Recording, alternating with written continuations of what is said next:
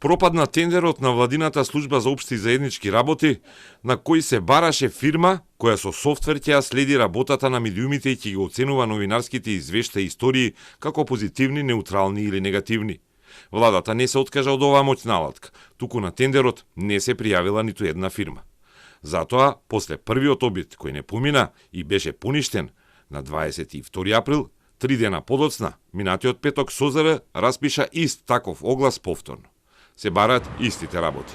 Оценка на новинарските текстови и на објавите на социјалните мрежи, како и проценка на карактерот на напишаното, како во првиот оглас.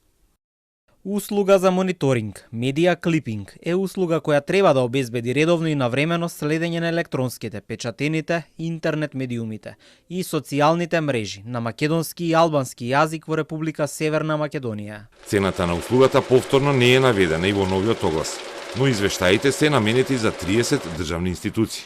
СОЗР претходно објави дека огласот е планиран со годишниот план за јавни набавки и е наменет за подобро информирање на институциите.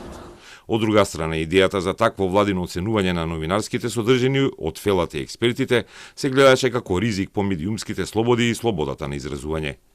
Ова не е единствен проект на владата поврзан со јавно мислење.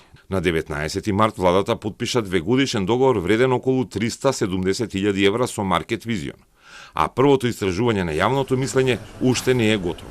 Во тендерот беше наведено дека веднаш по подпишувањето од 20 март за 18.600 евра ќе биде осмислено и реализирано почетно истражување на јавното мислење за квалитетот на владините политики и ефикасноста на нивните спроведувања.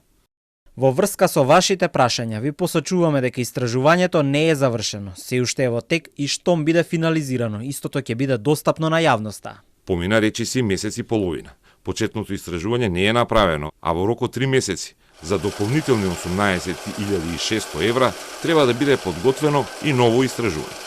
Во меѓувреме, во период од 20 март до 17 април, агенцијата Market Vision изработи анкета по нарачка на веб медиумот МКДМК, во која беше мерен партискиот и политичкиот рейтинг, како и ставот на граѓаните за државните приоритетни проблеми и работата на владата.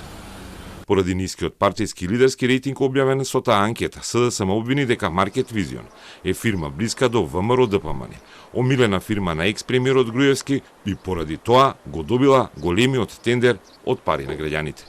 Власта им врати дека граѓаните добро ја оцениле посветената работа и залагањето на владиниот кабинет.